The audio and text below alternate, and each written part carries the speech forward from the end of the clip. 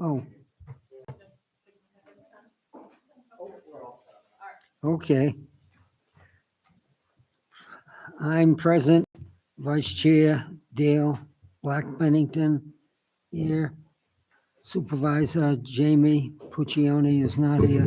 Supervisor Puccioni is at her son's public West Point announcement at the high school this evening, and she regrets not being here. Thank you. Yes. Jessica Brennan.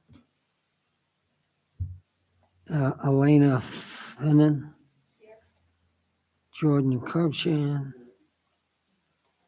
Sergeant Relation. Marina Fairchild. Is there anybody else I missed? Comptroller Beth Greenwood. I had the name right. I had it here. I just wasn't sure. Okay, good. We have an agenda. Well, first thing is the minutes for May. I'm sure you all have received them.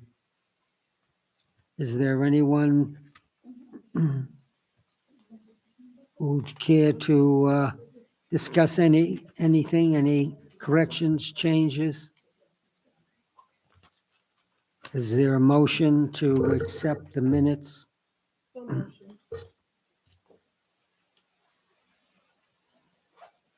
Second? Second. Okay, motion to accept. Second.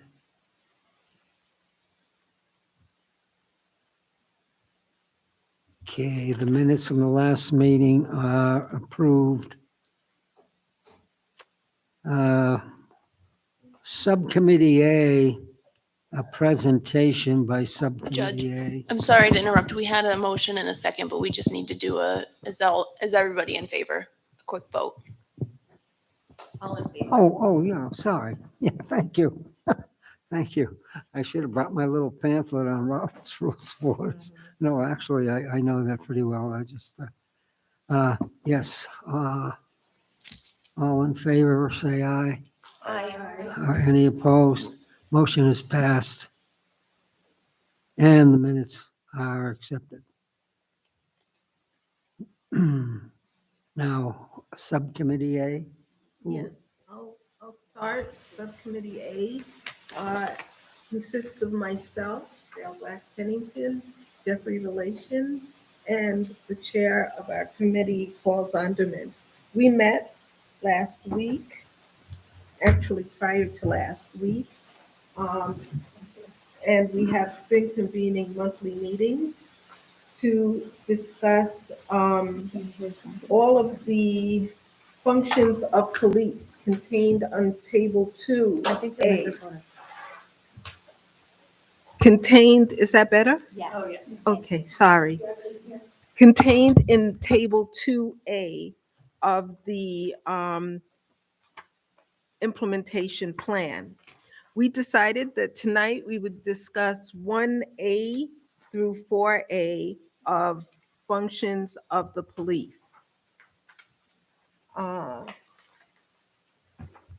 1A states that NPD, well, before I proceed with these specific items, I just want to thank you, Chief Cochan, for providing us timely updates as to items that have been completed. And during our discussion, we may ask for more clarification so that the public is clear as to exactly at what point we are with each of these ongoing items and our timeline expectations and what completion really means. So we'll start with 1A, which states that NPD should establish a clear process for ongoing communications between NPD and the community to help ensure that every person is safe and feels safe, regardless of race, ethnicity, national origin, religion, gender, gender identity, sexual orientation, age, disability, familial status, immigration status, veteran status, health status, housing status, economic status, occupation, proficiency with the English language, and other personal characteristics. We acknowledge that this will have no impact on the budget. And it is an ongoing process. Jeff, do you want to speak to your part of the discussion where you informed us that this is a policy within the department? Yeah, I mean, we currently, for the past couple of years, we've been participating in Police One training through the town. It's a computer-based training where you go through and take the training and take a test and quizzes along the way and a test at the end generally for each topic. And the topics discussed in this 1A are ones that are hit on in the Police One. Chief Cochan, I noticed that you informed us that it's ongoing. In our discussion, the question was, do we mark this as complete? There is no impact on the budget. It seems that it's an ongoing policy. How do we best? No, so that's a fair question. So the reason I put ongoing specific to this is, first of all, it states a clear process for ongoing communication, right? So this isn't, to use the word complete, I don't like to say it's finished and we're going to move on. I think that inside of this recommendation, though, there's a lot to unpack, and it's not just training and it's not just policy. And the reason I sort of said ongoing in 3 to 6 months is because I was hoping to engage in further conversation about what is that process? What does that process look like? And sort of lean on the experts or the community members and the stakeholders who want to explain what they think that process should look like. A really good conversation, for instance, tonight with one of the members that is here out in the audience regarding folks with, that are deaf or hard of hearing. And what does that process look like? And how do we communicate those things and effectively do those things? And so, again, I've described this to you folks behind the scenes before, but I'll say it publicly. It's hard to sort of caption in small sentences or words what we're doing, how we're getting there, and what the path forward looks like necessarily. Parts of this we've accomplished and are completed. Some of it's still ongoing and is going to continue to always be ongoing on some level. So I don't know.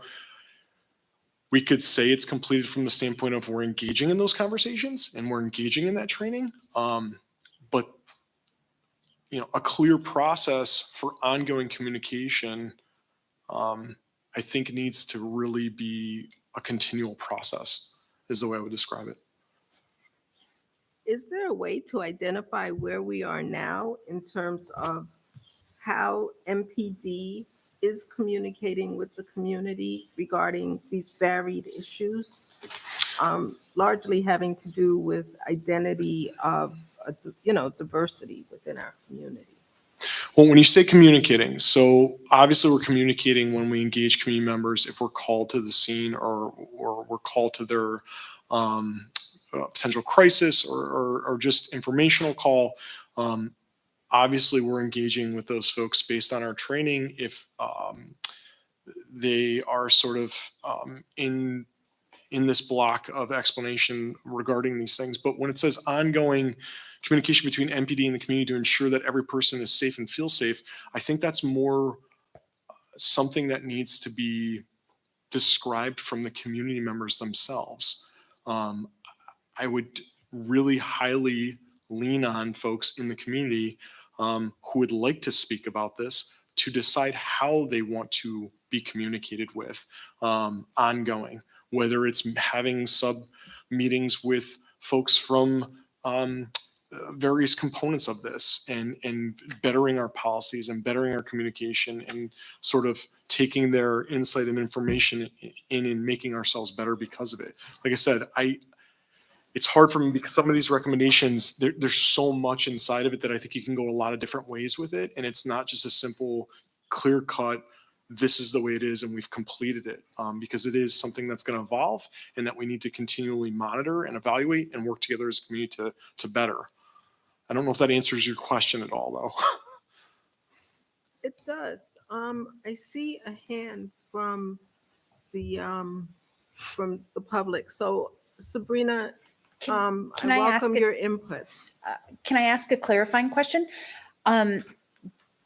Wanting information from the town, from the people that you would like to be told how to engage with, is there a plan in place to develop that level of engagement? And does the community know about being able to inform you how they want to be communicated with?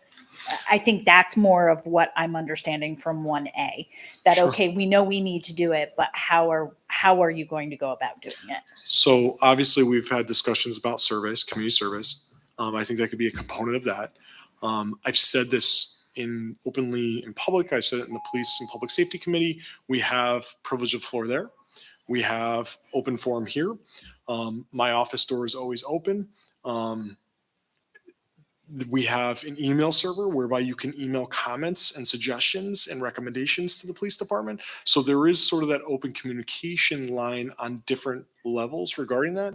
But this one seems to me to be something where, again, like a survey, sort of outreach and having that conversation more ongoing as to how we can be better versus just, a clear process. Well, we all know in life, there is no clear process on these things. I mean, there can be guidelines, but a clear process is something that's going to develop based on the community needs, I think. And I think for me too, some of it is proactively doing it as opposed to passively doing it. So the comments and questions on the website are more passive ways to get community engagement. What is the active way Niskuna Police Department is engaging with the community, I think, is another question from 1A, my understanding. So there's the passive receptive part of it as opposed to the active engagement part of it.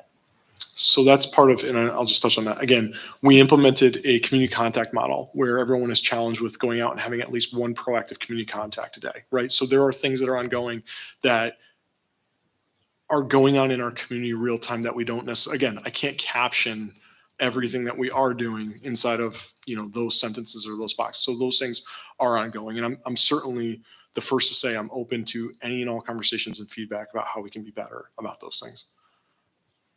Let me ask a One question before. rhetorical question. Is there a night, evening where we could do that here? In other words, advise the community if you have any questions or concerns, come in. This will be the night, police representatives and committee members will be here. If that's the kind of thing you're getting at, we could discuss it a little bit. Actually, that may be something that we may want to do in our subcommittee and engage, Chief Cochan and maybe our supervisor to be present. And also Jessica, our representative board member, to be present and to engage the public. I think that's a great suggestion. And Paul, if you wish, we could do it through our subcommittee and just schedule that and have that night. But we'd have to publicize it. Yes, yes. I'm sorry. Marina raised her hand earlier. I'm actually agreeing with everything that I'm hearing because you need to go to multiple. Yeah. Do you want this one? Marina, do you want this one? This one's smaller. Thanks, especially with the mask on. Can you hear me? Yeah, obviously you can. I agree with everything that I've heard. A lot of people that I know, it would never occur to them to have a relationship with the police. A lot of people who look like me pretty much feel like the police are there to take care of all those other people. The police is the friendly guy on the street, and there's no real reason to engage. And then a lot of people who don't look like me might have anxiety about interacting with the police for all kinds of reasons. So I think that there's a need for branding, meaning for the Niskayuna Police Department, which is trying to get certified as being very progressive. And I have a lot of faith in the Niskayuna Police Department. I think it's important that I'm just agreeing that this is not original. I'm agreeing with everybody else said that, that there's some sort of a branding so people actually know that the Niskayuna Police Department is aware of social issues, is progressive, and wants to engage the community so that there's a fluid, ongoing progressive discussion about how to best serve the various members of the community. So it's not just, I completely agree with what Sabrina said. Passive won't work because you'll have people that are not going to come forward for the reasons I said, and people, that takes care of the bulk of the population of Niskayuna. So you have to go out there, put yourself out there. Do we want to do we want to move to do something like that, or do we just want to leave it in the minutes? I think it's a good idea. It's something we can do. If there's no reason why we can't get the hall some evening, I agree. Dale's suggestion it can be done by Committee A. Can I ask a what- clarifying question about that? I just wanted to talk to Sabrina's concern about passive engagement, because I feel like I'm wondering if, again, by inviting people to come, if we're just being passive again, because we have this committee, the Police and Public Safety Committee, we've got town hall meetings that people can come to, you know what I mean? I'm just thinking if maybe we should be more creative, or, I don't, yes. Can I, oh, I'm so sorry. So as to passive, I have to say as a community member, I had to search out coming to the public safety work group. It is not a known thing that you can just come and show up for those committees. So I think better communication about how open Niskayuna is would be helpful. I know we already spoke. The town website is horrendous. So trying to navigate that and figure out content and information is really non-functional. So that I think is our first step in awareness and really being able to find something productive quickly and easily on the website. Just finding this committee on the website was unbelievably difficult because it's listed under the town board, not under the police tabs. So maybe cross-populating so that you can get to it either way. Just technology things that I think are quick and easy fixes, I would hope, but maybe not. Website-wise would create a different level of engagement, I think, but also putting something out so that people know they can go and do that. As a town member, I didn't necessarily know those things.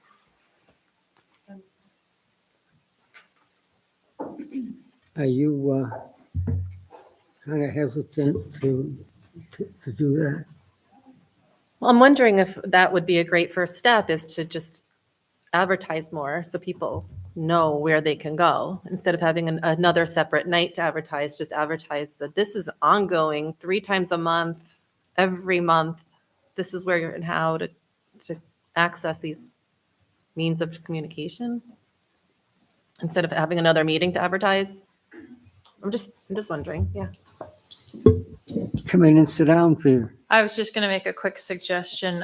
I can write up something to put in the newsletter that's coming out quarterly. To your point, that if people don't realize they can come to the committee meetings, just to put out to the town, like, hey, here are the recurrent committee meetings that happen, and if anybody would like to come, they're welcome to come and speak, because those all have privilege of the floor as well as the town board meeting. I do just want to touch on again, though, and we've had these offline discussions in sort of our sub discussions. I'm very cognizant of the fact that there are not folks that like to publicly come talk and may not feel that that is their forum to have open dialogue. And I cannot stress enough, my ears are open. If there's a better way to meet on the side regularly, I'm listening and I'm willing to be a part of that. So however that looks, and that's why, again, ongoing, I need that recommendation from the community on what they need with that. I shouldn't be the one determining what the clear process is. I'm the one that's listening to what everyone wants that process to be. So again, just circling back, the ongoing 3 to 6 months, it's really to engage in these conversations as we've already had in different components to say, how can we best have a good process for the various individuals in our community to feel safe and to feel respected and to feel, listened to on their terms as best we can. So that's why I put it that way. I have. Did you raise your hand? I just wanted to ask Jordan a question. Jordan, how do you propose that the word goes out? I think a big component of this is going to be in those surveys. Something to the effect. Question on the live stream, it doesn't catch. Okay. I'm sorry, Marina. Marina Franchild, Dean Street, Niskiuna. Jordan, my question for you is, how do you then propose that people become cognizant of the fact that you are open to entertain what would be meaningful to people in the community? Because a lot of people don't know that. So I think, I'm sorry, Marina. Thanks for repeating your question. I think the biggest way is to go back to those surveys. I think we need to, that's sort of that next step. We're kind of chugging along through some of the recommendations and getting up to speed on some things. And we do need to start focusing on how we're going to craft surveys to get that feedback for ongoing better communication. Because again, I think that really is sort of community-based input on what that looks like. Me saying, hey, listen, I'm here at 4:00 every Thursday if you want to come, maybe that works, but maybe that doesn't work, right? So I think we need to kind of get a consensus through a more survey-based model to understand that.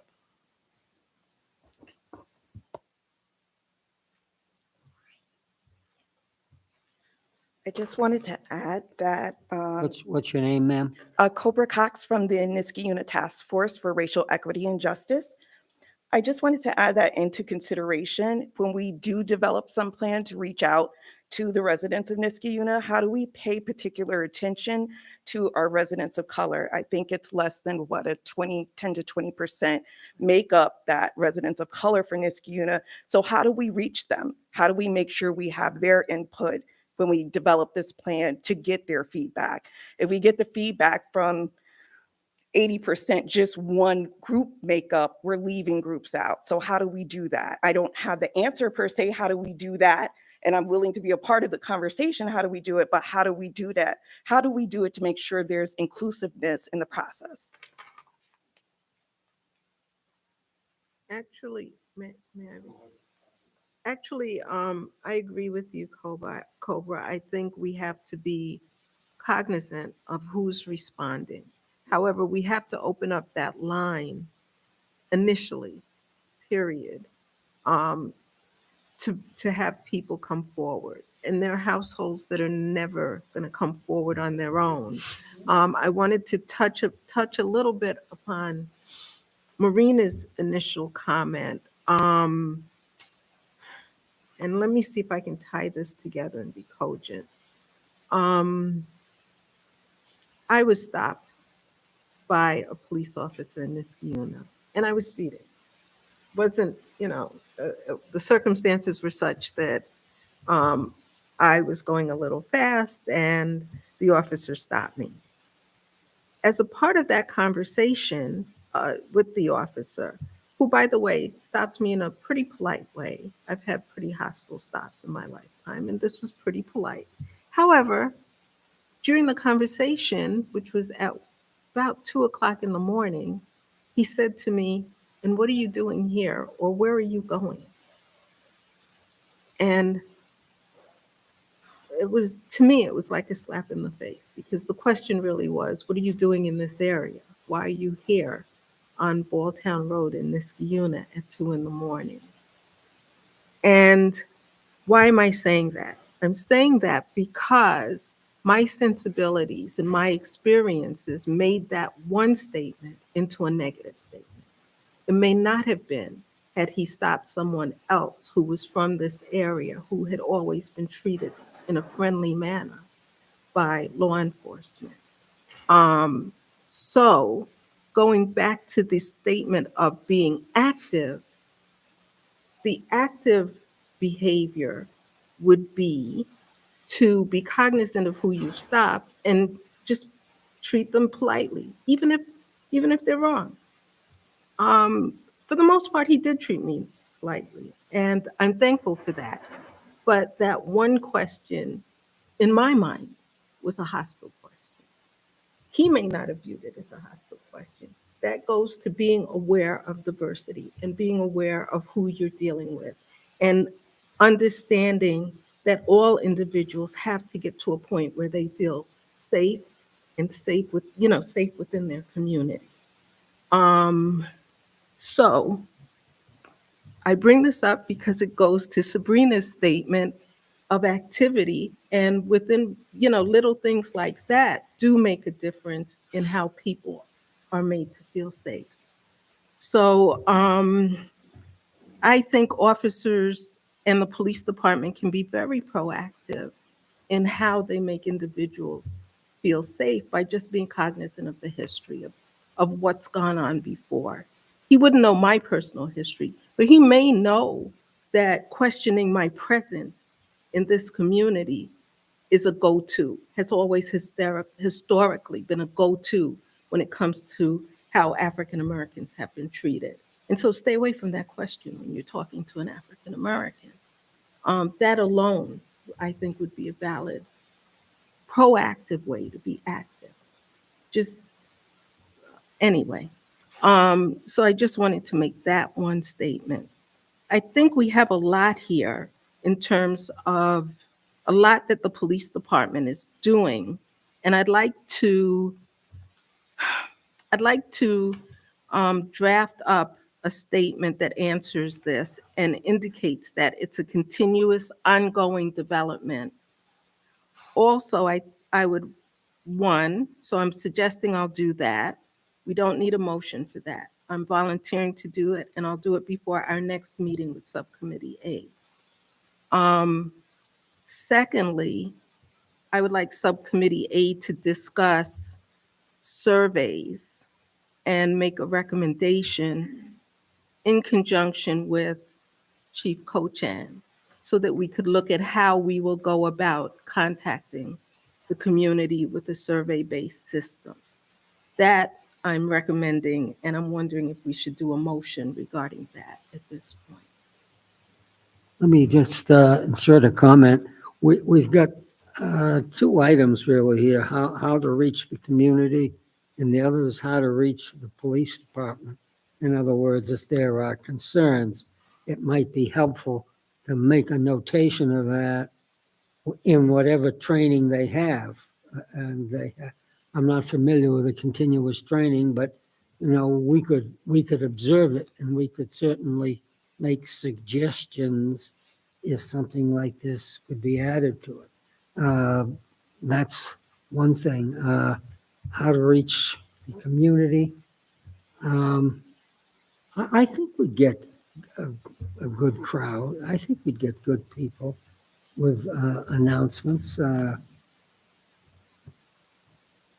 talking about I- distributing the survey. Well, he's talking about announcements. I think, Chief Cochan mentioned, let's start with a survey-based system. And I think that would be a good way to start. Maybe in the survey, ask people to identify their ethnicity or any orientation or identity that they have concerns about, or conditions that they have concerns about that would fall into any of these groups. We could even make this question just the main question in the survey.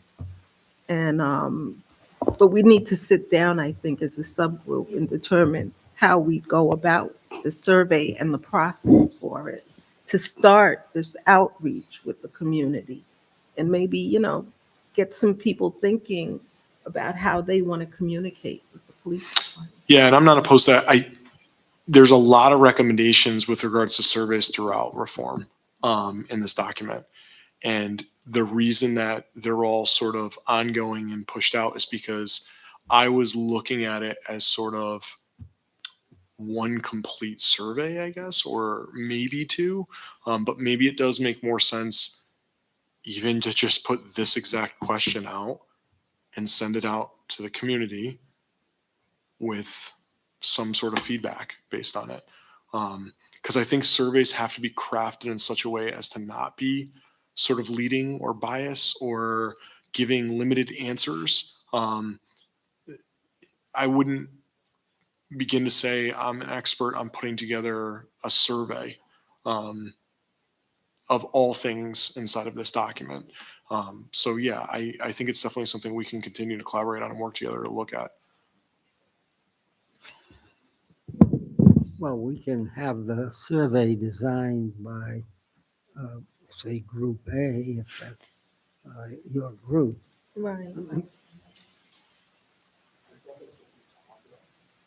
I think we had discussed making that would turn it into a budget item because we'd want to hire a organization that was expert, yeah, an expert. Marina? Yeah, thank you. What I wanted to say is I'm involved, I'm with another group, a whole different political situation that also involves lack of parity in a lot of communities in Schenectady County. And we're trying to put together a survey basically to talk about what's happening with the Ellis Trinity merger, but that's a whole nother story. But we're putting together a survey, and it's very delicate. The questions are very delicate. You don't want to be leading. You want to be inclusive. There's an art to it.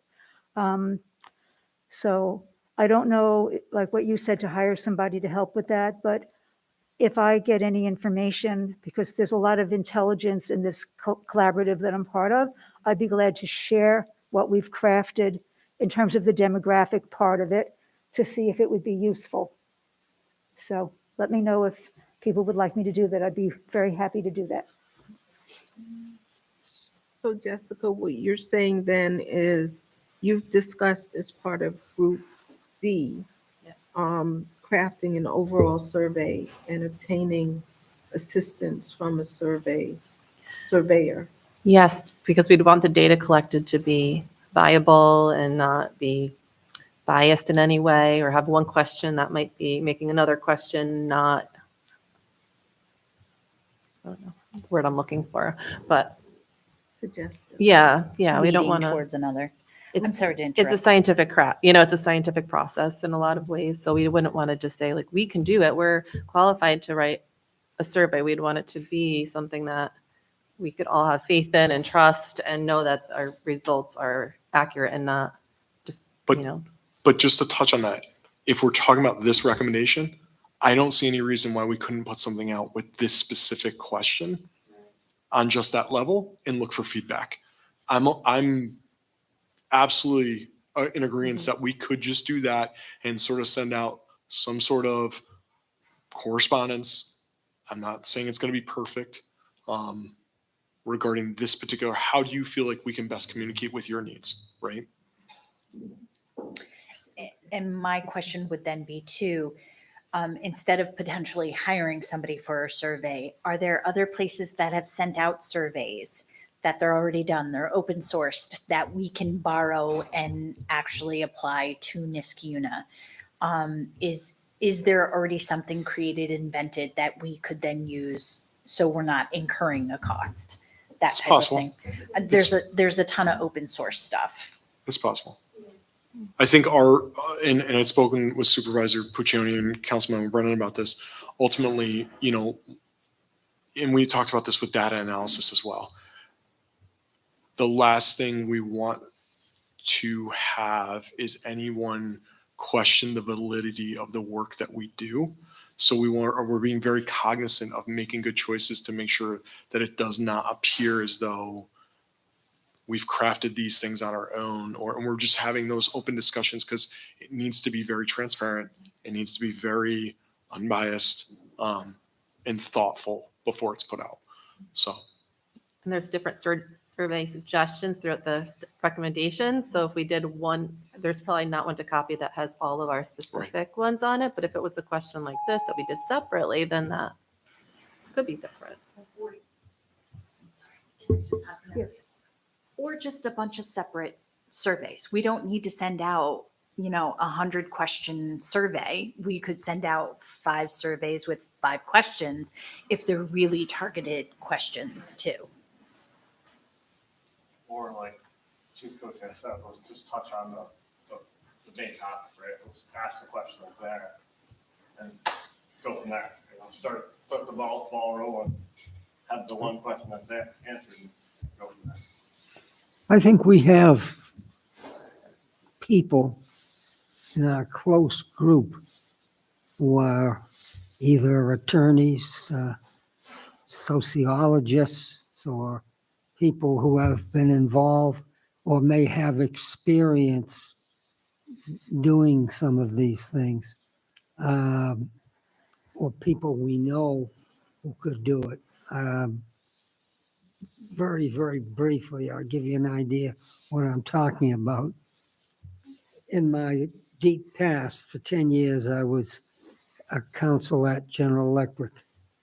And that was the time when the law, I think 74, when the discrimination laws, when sexual discrimination was becoming something that you had to look at. And GE was sort of a good old boy system in the shop with all the lathes and the big machinery. And everything changed. You couldn't put a Playboy picture up on your locker anymore because it made it uncomfortable for a female employment. And the job I had was I had to have a series of meetings with the people, they're all union members, and explain to them not only what or what isn't. And there were some really good videos or movies by BNA, the book company, on the topic. And then they would ask questions, and and they were surprised that they couldn't do it. But we made it clear that first chance would be a warning, second time would be discharge. I mean, yeah, I think there are people in the community or agencies that have videos that train on these, what to look for. Thank you. Yeah, I wanted to say 2 things. CNA did an audit for Albany City as well as for Niskayuna. And a survey went out in Albany, and it was problematic in terms of the way that it was distributed. It was distributed electronically. And a lot of people in Albany who are people of color actually, if they use their phones, this is during COVID, for their kids to go to school, they don't have enough data to be doing surveys. A lot of people don't have broadband access. So I was part of an ad hoc group that was challenging the way that the survey, basically the survey was, do you feel there's police brutality? Have you ever been impacted by police brutality? It was anonymous, but that was the gist of it. It wasn't the gist of what we're talking about now, but that was the gist of that survey. And the point was that the modality that they were using, this is the city of Albany, that they were using to reach people was a modality that was not going to reach the people that really needed to be reached. So I think it's really important for Niskayuna to learn from that lesson and realize that there may be some people in Niskayuna, believe it or not, who may not have broadband access. So it can't only exclusively be virtual. There has to be a way to do it by paper, or have something in libraries, or have something in religious centers or community centers, something to reach the people. And the second thing that I wanted to say is when the CNA, right before the CNA people were hired by Niskayuna, I got a phone call from somebody on the town board, and she asked me if I wanted to give an interview. And I said, why would I give an interview, I don't have the relationship with the police where I fear for my life. Why would I give an interview? And so I explained the whole situation to her. And then my understanding was that Clergy Against Hate, I don't think that's their exact title, but the Clergy for Peace and Against Hate got involved, and more people of color got involved because they were included. I thought it was strange that I was being asked when I'm not a person who's subject to the kind of police brutality that we've witnessed. So I was able to steer this person in the right direction. I got told that I did a good job. But why am I saying all this? Because there has to be a survey that Niskiuna did in conjunction with the CNA audit, and probably one of the many questions probably addresses what we're trying to find out. So it's worth it to take a look at that. That already should exist.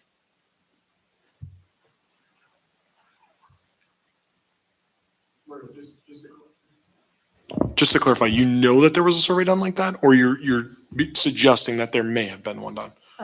Because I don't ever recall a survey of that nature being done. Let's put it this way. I am Yeah. hoping that such a survey took place because it was strongly urged as being important and mandatory.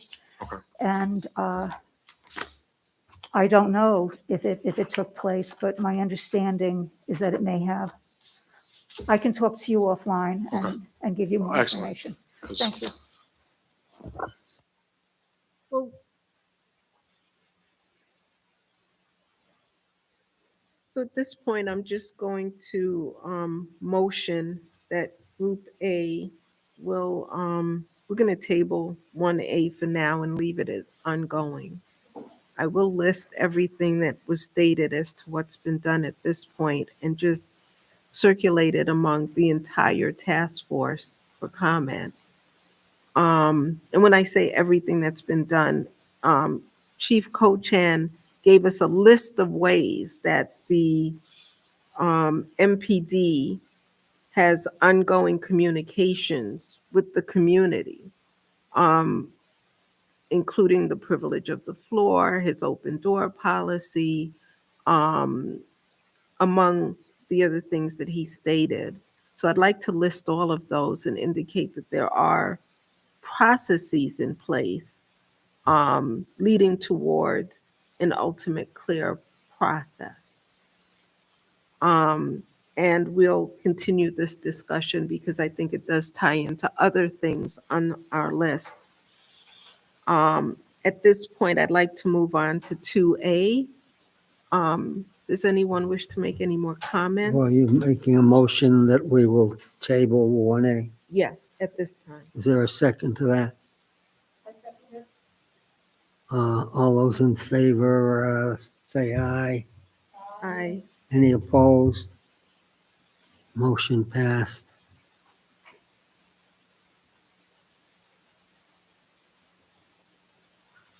Okay, I'll move on then to 2A. Item 2A states NPD should move towards a comprehensive set of qualitative and quantitative metrics that define procedural justice in Niskiuna. Impact to the budget is indicated as yes. In the 2022 budget, no. Estimated implementation timeline is 6 to 12 months. Dale, can I It's just pause you on the notes? I'm sorry. Yeah, I was gonna say the notes, I must have had a typo when I transcribed it to Marina, because I think that was for the 3A when it talks about Okay. the body worn camera grant. So I Okay. apologize for that. I think my last notes on that stated that we needed further research regarding exactly what that meant. Okay, and when you say what that meant, do you mean defining procedural justice in Niskiuna? I think what I mean is defining what a comprehensive set of qualitative and quantitative metrics is for procedural justice in Niskiuna. Okay. I think we had, that was an issue, and the other members of Group A can let me know if I'm recalling correctly. We spent hours what felt like hours discussing this because we were not sure what those metrics were. Um, and we also just wanted to get a clear, cohesive discussion of how we've defined procedural justice in this unit at this point. So when you say that you're looking for a definition of the qualitative and quantitative metrics, is this something that you want us to request from the town board? Or do we need to look to prior members of the task force or that developed these recommendations? Let's not forget the last time we sort of discussed this very topic in committee. I think the chief said that Officer H had written has written it all out. It had written a paper on the topic. Isn't this? Not about procedural justice, Judge. No, I think we're pretty clear on what procedural justice means for our agency in terms of, giving people a voice, neutrality, respect, sort of working through the process of developing that mutual respect in every instance, no matter your background or your feelings or emotions. I think that the struggle, and I had said this in the earlier meetings, I went to a training. I was actually the only person that attended this training many, many years ago, where Chicago PD detectives came out who sort of were at the forefront of the procedural justice model and training and policing in conjunction with Yale University. And I will tell you that the words qualitative and quantitative metrics, we're talking about a measurable amount of things. Defining procedural justice is the hang up for me as to what exactly that means. I think that's a challenge that we all, again, I put 6 to 12 months because I think we need to research exactly what that means. How are we going to quantitatively measure procedural justice in Niskuna? I think that's a really, really big undertaking with a lot of moving pieces. Is that something that other police departments, maybe even larger police departments, are doing in terms of, is there a model out there? Are you aware of it? I have not done enough research to tell you exactly what that model looks like or if there are models out there. Again, I think that this is something that is community survey based, right? Sort of customer survey based. As when I say customer, the folks we interact with that continuous feedback. But again, a quantitative measure of procedural justice in this unit sounds very robust. It sounds very thorough, but I think defining what exactly that is going to be a really big undertaking and challenge with research that's going to be necessary beyond just even us. We may need to lean in terms of academia. We may need to lean in terms of bigger city models and things of that nature, which is why I put 6 to 12 months. It may take a little bit longer. It's not something that I think we're going to have a grasp on even in discussion tonight. I am willing to volunteer to try to get into and answer that question. My brother is the police psychologist for Miami-Dade Police Department, which has 3,000 sworn. I mean, he really, I talk to him from time to time, and he's always saying it's in the California Police. He belongs to the National Police Chiefs Association, and there are great documents put out there. I think it's California Police, and might just have that. I certainly can call them and see if there is something and try to provide it.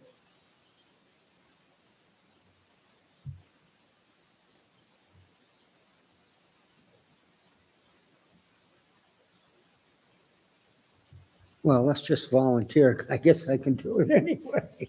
We don't need a motion or anything, but it may be helpful. Because So- there are really, you know, every time he visits me, he brings me one of these magazines, and there's really good stuff out there.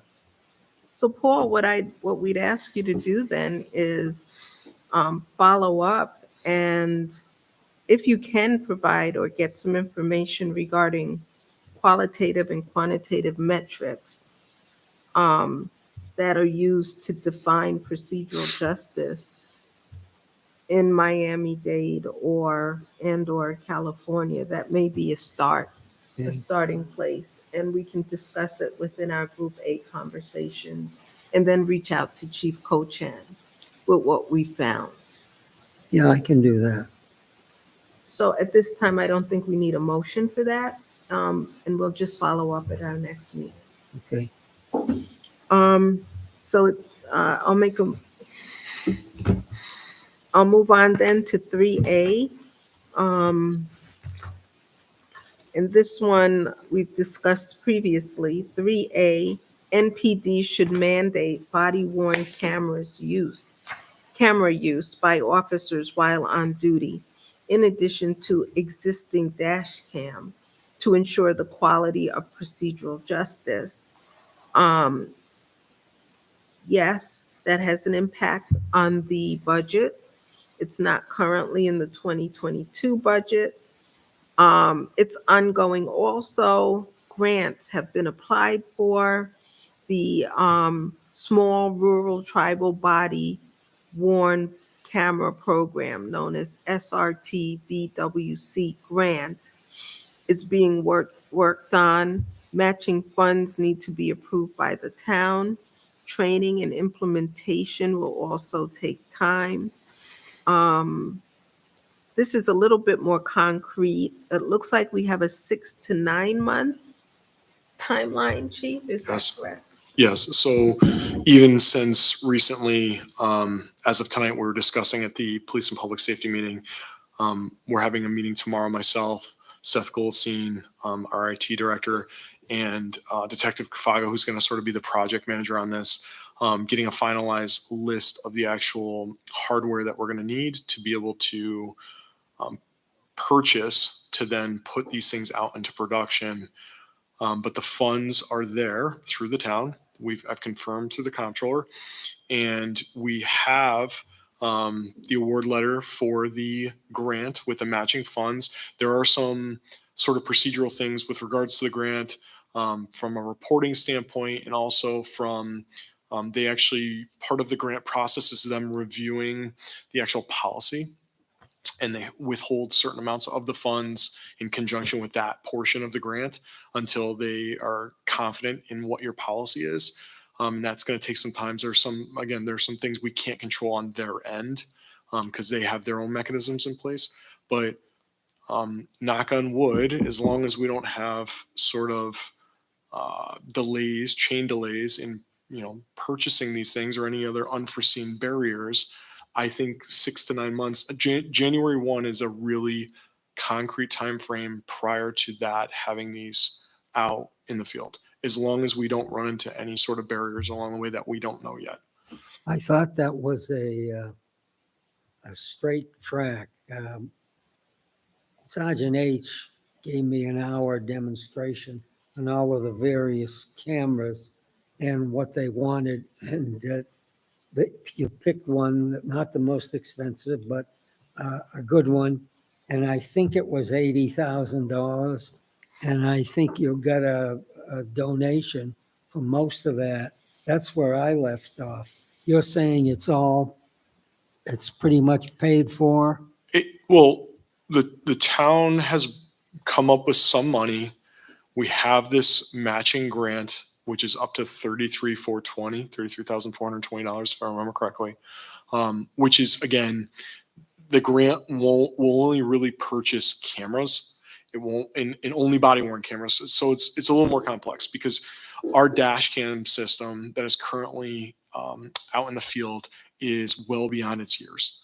It needs to be replaced in conjunction, and the technology is integrated where it speaks to each other and turns on simultaneously. So it's really important that we have sort of the same equipment for not only the dash cam but also the body cams, so that it's very working together in in sync.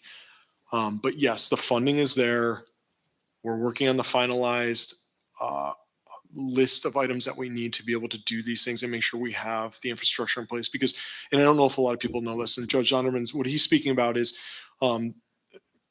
Detective Kafaga did a comprehensive presentation, and it was actually put on the police and public safety meeting at one point regarding us testing. We physically tested a number of cameras. I think it was 7 or 8 different camera systems, and kind of came up with the pros and cons of each, specific to what we thought the needs of our department and our community would be, and taking in mind, obviously, cost. The camera system that we're looking at currently, we think will fit all of those things, and we're just trying to finalize to fit it into the budget, to make sure it all works. But There's yes. another whole set to that has to be looked at, that one doesn't think. You think, you have the camera. Okay, it's the recording of the film and the rules for making that available. Yep. Obviously, Redaction software. if someone's being prosecuted in the town court and the attorney asks for, I want to see the video, you got to do it. Otherwise, it's confidential and all that stuff has to be kept. Well, That's the second part. And the storage component of it is generally the most expensive, right? Housing the data. A lot of the camera systems are cloud-based. And, we had some internal discussions about what we thought would be beneficial to us. And we decided to go with on-prem storage, to be able to control the costs, essentially. So is that on-premises storage of our cloud system? Or It would not be cloud-based. There'd actually be a dedicated, server. server on? Yeah, with Oh. backups and things of that nature, that Seth and Hisham are working together on to really address. And they can explain in great length, more than I ever could, the IT side of things, in terms of why they gave that recommendation. But I trust both of their recommendations.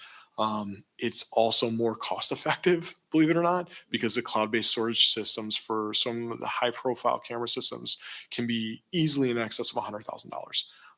And that's just a lot of money that we don't necessarily have.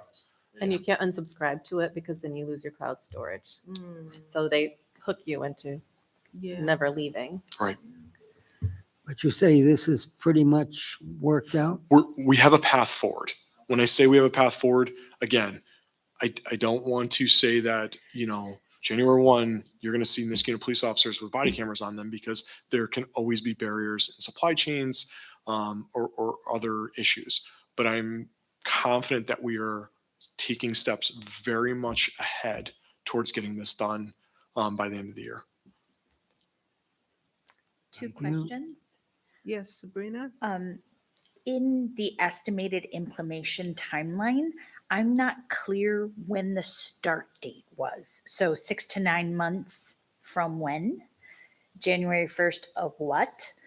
And also, if all that body worn camera footage is going to be kept on premises, how long is it kept for, and how much storage is needed? Like, that's just a random question that popped into my Yeah, head. those wouldn't be in the details we would get into right now. There's a prescribed manner in terms of, depending on the nature and the circumstances of what needs to be housed longer and what doesn't.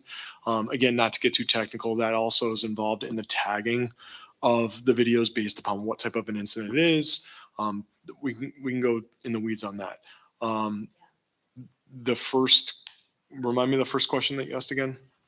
Timeline. Yeah, so we've talked extensively about these timelines. Just to be clear, the resolution doesn't even state that we should be giving estimated timelines. It says specifically things more about, what's the language? It's eluding me right now. Now or soon? Is that what it was? I did this to try to give folks a little bit more of a actual days or months involved. What we're tasked with doing here does not state that we're even supposed to be giving months or years, so I put those down. When we originally created this document is sort of when the timelines would start for some of them. To be very clear, not all of them. Again, that's why I think they said soon, now or soon in the resolution, because I think, again, there's a lot of varying factors that we can't control to give those exact timelines. So, Is this approved for the 23 budget? And then we're working towards it? I had the feeling that it was kind of figured out and money being. do you want to speak to how the money came about, Beth? Thank you. Before we do that, just so we're clear with the timelines, the plan was initially drafted in February of 2021. We started meeting in August of 2021 in compliance. I have August of 2021, around the time that we were put together by the board. So 6 to 9 months is roughly from the start of our task force starting. And No, I would disagree with that. I'm sorry. No, when was this document put together? When was the first rev done? February. Yeah, that was sort of when that timeline was put with months, Okay. would be at that So it point. would be the February. Yeah, it would not be the August of first- 2021, no.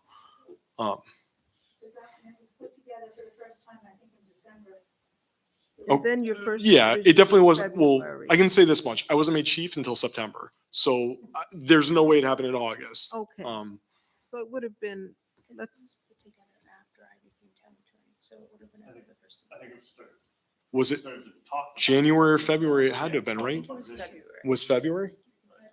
Okay, okay. yeah. So, Just with regard to funding for the Mhm. body worn cameras, the grant had been applied for last summer at some point-ish. Ish. We received notice that the grant had been granted at the beginning of this year, and the town did accept the grant. They earmarked matching funds for the grant out of what had been originally anticipated as bonded funds to support the budget for the year. And then the board elected, rather than bonding out of that particular general fund monies, to use fund balance. But that money has all been identified and lined up. So the money actually to purchase the body worn cameras is set aside and then will be reimbursed up to the $33,240 of the grant after we've made the purchases. We still have to follow all the relevant purchasing policy requirements, which is why they're finishing with the informational piece that they're doing to work through the actual purchase process for those cameras and then the support systems that go along with it. so this would be in the 2022 budget. It's not truly in the budget. It's kind of alongside the budget is the best way I could explain it. For fiscal year 2022. It is for fiscal year 22. It's already been adopted in resolutions, though. So it's identified. Thank you. You're welcome. Thank you.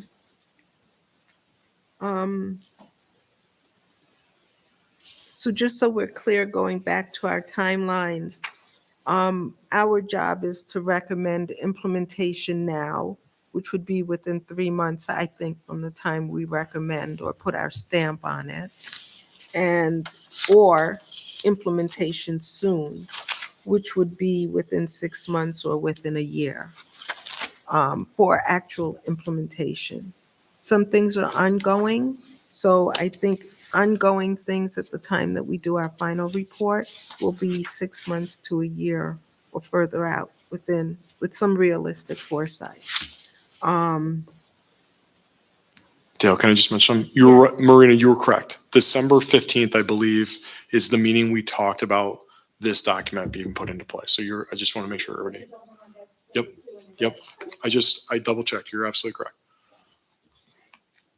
So. Okay, thanks. Any other comments with respect to 3A? Okay, so we'll move on then to 4A, which states that the Niskayuna Police Department, NPD, and Niskayuna School should follow the best practices of law enforcement for community policing, in that the police should not be used in school for routine discipline. The Niskayuna School District should engage in internal conversations about having police officers' presence in the school, as student feedback has indicated that there are concerns among students. This has no impact on the budget. It's indicated as complete. I'll just note two things here. First of all, the board doesn't have, or we don't really have control over the Niskayuna School District. Um, I understand that they do have policies that they're looking towards forward movement and discussions. So I don't think they would be hostile to any discussions with, however, I can't speak for the school district. I have had conversations, we as a group have had conversations with Chief Kochan, and we have been assured that officers routinely walk through and engage with students fairly and equally with all students using K-8 model for more interactions which are being developed, and they're working with Student Congress. Chief Kochan, do you wish to make any additional comments? Yeah, so I still haven't had the opportunity to sit down specifically with Student Congress. I've been mentioning it to the folks that I see pretty regularly. I sit in on the safety meetings with the school district, and we've started really sort of coordinating and collaborating on some different things and some different ideas. But to your point, Dale, we don't control the school district, and this recommendation, a lot of it is geared towards the school district in terms of what they want, what they need, what they feel their students need. And so when I say completed, again, with that community contact model, part of that that's been implemented in the police department is with regards to being routinely sort of in the lower level of schools to engage the students. And some of the things that we've been working on recently is Councilmember Brennan sort of connected us with reading programs with some of the classrooms. And we're attempting to sort of build those relationships with the teachers and the students through participating. Recently, Sergeant Frenier went over and read to a couple different classes. We're going to look to sort of, and this was what I was hoping to speak with Student Congress more about, but unfortunately the school year is coming to an end, and there's a transition in leadership at the school district and things of that nature. But I really want to work towards sort of and I hate saying coffee with a cop because that's what everybody knows it as, but sort of a mentality where, myself or some of our other police officers here or leadership here goes and has sort of impromptu conversations with the students to just sit down and have lunches or have some sort of direct communication with them. And I'm hoping to speak with the new superintendent to set that up as a more formal process moving forward. But it's something we're actively engaging on, and we've been working on since even before I was chief.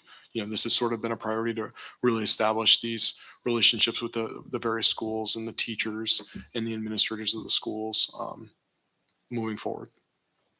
So That whole subject, well, that sort of blends into school security a little bit, which is a big, big topic all over the place. Is there any discussion going on about that, like a metal detector on the front door, that type of thing? So Councilmember Brennan and I recently sat in, the school is looking at, and it's not for security infrastructure, but the school is looking to potentially apply for a grant that's sort of geared towards assessment teams internally regarding school violence and prevention and things of that nature, and work in collaboration with us on that to sort of further that relationship. But as far as, metal detectors or school resource officers, that would not be something that would be a piece of that particular grant. We have talked about sort of in conjunction with what is mentioned in various other components of this document with regards to having a community resource officer, having that person, when we get that staffing level appropriate to where it needs to be, having that community resource officer almost be that liaison to the schools as well, in conjunction with just the various civic groups or religious groups, but also to the school district itself, to maybe have them engage through that mechanism as well. Let me just note that Gary Connor was the officer, after he retired, he was the officer who would just walk, not uniformed or anything, I don't believe, but just walk around and be friendly. He was a friendly guy. And I think it was comforting. I know on a few cases, kids want to talk to him privately and did, and told him about certain things that were going on that you could take action to fix them up. I mean, it was just good to have that person there. No one has ever messed with the discipline in the school, with the exception of the number of years we had youth court. And it was sort of a class, and then they came into the courtroom, and the judges showed the kids their parts, and they seemed to like it. And they, in the youth court, I think of one example, some kid who was messing with drugs stole one of these little scales from the laboratory. All right, that, now the school decided, they'll take care of it. They don't report it out, but they suggested the youth court, and the kid did, and his jury of his peers, he wasn't thrown out. I don't know what he had to do. It was something, but they did used to participate. I don't know if that's something that was popular, they wanted back or not. Yeah, I think we're gonna, we're certainly open to whatever the school district feels and the students feel, whatever level they want us to engage them in. We're certainly not opposed to having some sort of resource type position, but obviously that would be with the school district desiring that and the students desiring that. That's not something we would sort of just decide, unilaterally on our own in any way, shape, or form. So.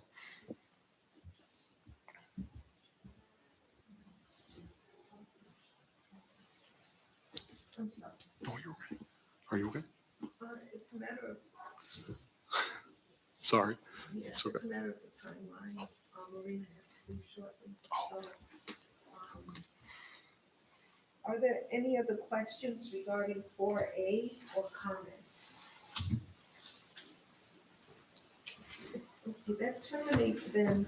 So at this point, we'll mark 4A completed based on the discussions here.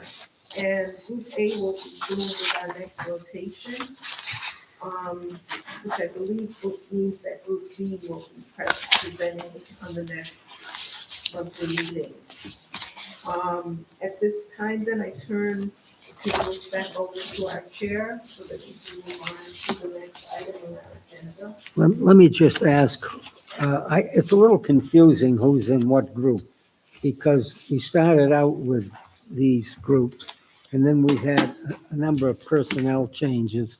And I don't know if all the groups are filled, or if we still have them. Could we just, Judge, I can email that back out too. I mean, I can say it right now if you want, but I can Yeah. email that back out. Do you want me to say it out loud? yeah, Okay. So what I had for Group A was Judge Zonderman, Dale, and Jeff Relation, correct? Correct. Okay. And then Group B was just me, but Supervisor Puccioni is joining up in Group B. Group C was Marina, Elena, Dale, and Jeff. And then Group D was myself and Jessica. Is that correct? Yes. Okay.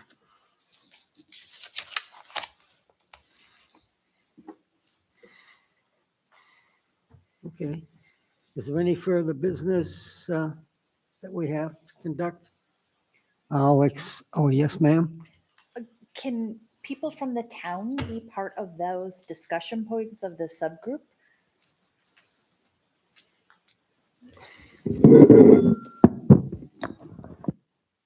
So the subcommittees are made up of members of this particular task force? Oops, sorry.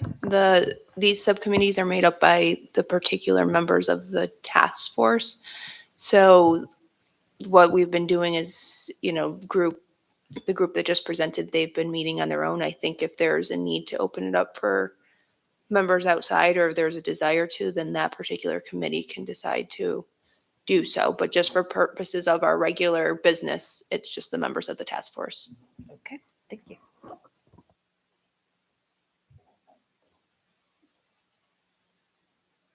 So at this time, are you inviting new issues for open discussion?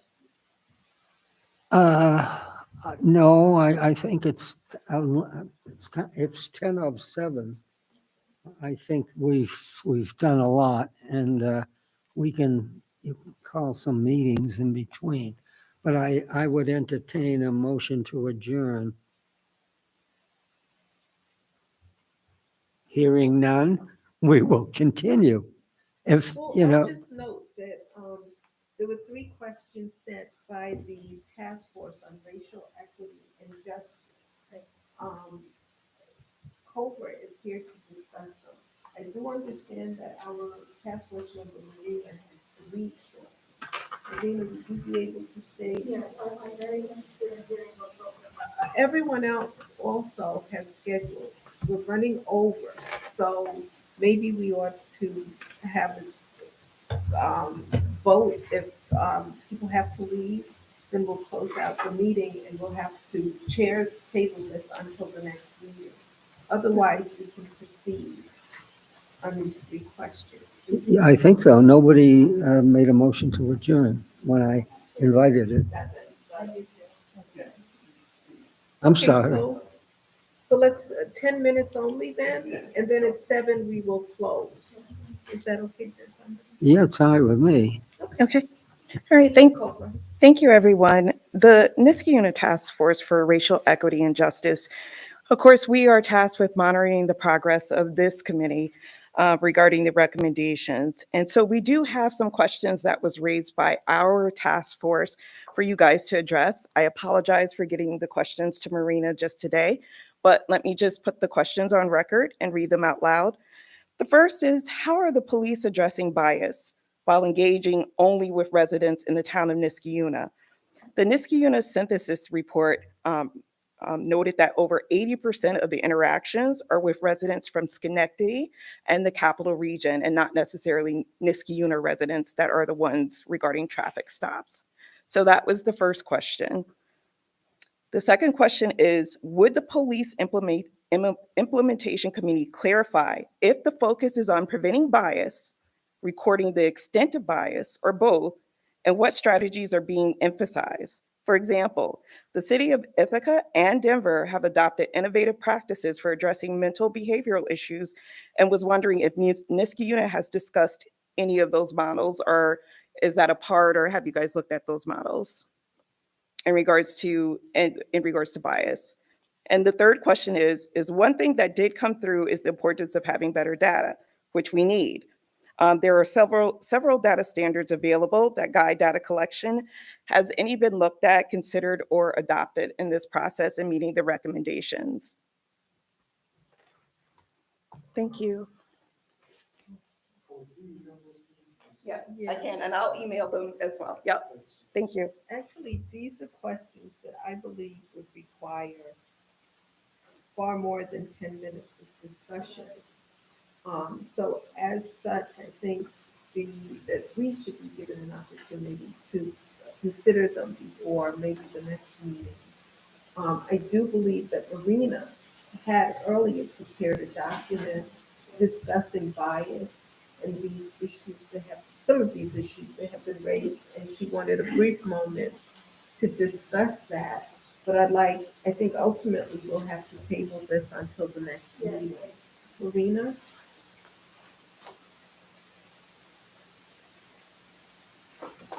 First off, I think there was an autocorrect. It said the synthesis, and I think it meant CNA report rather than synthesis report.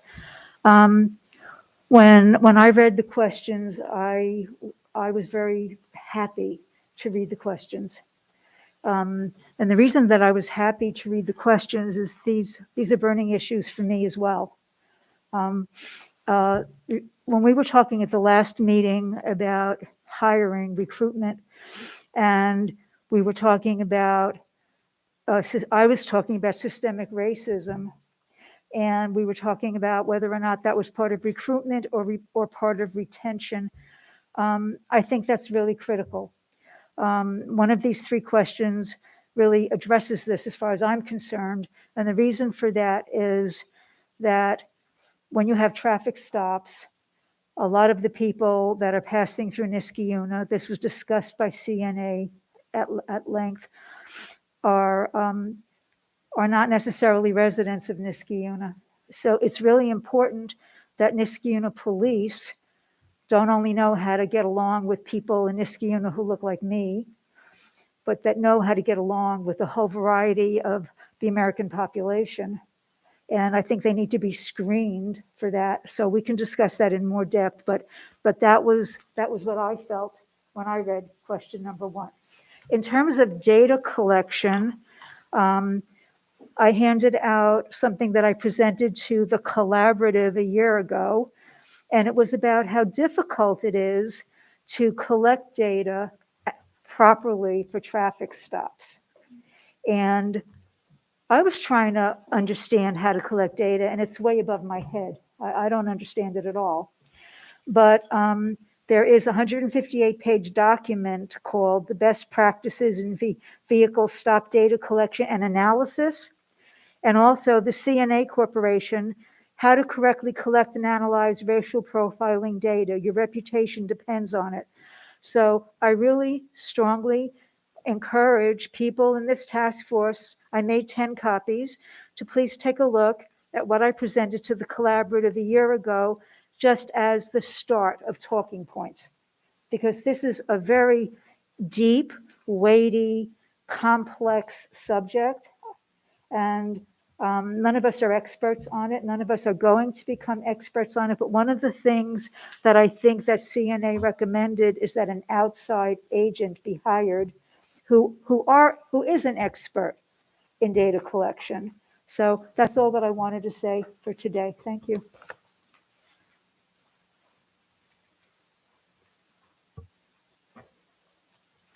Any other comments, questions? Chief? And this is more just a question, and I don't mind talking about it publicly. I don't have the questions from the other group in front of me to answer, but I think that we need to start having those discussions again in sort of informal groups amongst each other to discuss those, because I don't know that this is necessarily the forum to answer those questions, because we have to stick to what we're tasked with. So I don't know if you folks feel like we can set up more of a regular meeting to do that, just because we have a lot we still have to do with this, and I want to answer those questions and have time to sort of explain and not feel rushed with time and things of that nature. Does that make sense to everybody? Okay. Actually, Chief Cochin, I agree with you, and that was a thought I was going to express. We've already had a meeting with some members of this task force and members of the Task Force on Racial Equity and Justice, and with you present also. And I would just recommend that we maybe do a continuing schedule of meetings where maybe we meet once a month or once every other month to discuss those issues. I'm willing to just send out an email and maybe start us getting that schedule together, so that we can continue. It's a very broad discussion, and I think these questions bleed into almost every section of our plan. So I think it would take much longer to discuss than we may have during these general monthly meetings. So I don't know if do we need a motion for that, Judge Sonderman? Or I'm volunteering to just coordinate those meetings with the other task force and Chief Cochin. I see no reason why you can't. Yeah. Okay, so I I think that's it for that issue. Any other new issues? Hearing nothing, I'll turn it back over to you. And I'll make a motion to adjourn. Okay, I'll keep that in mind.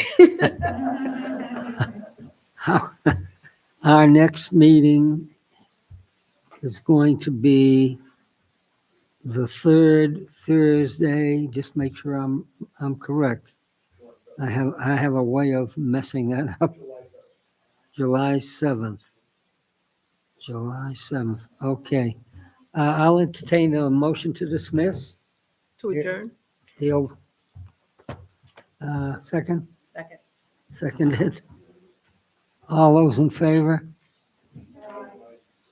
Any opposed? We are adjourned.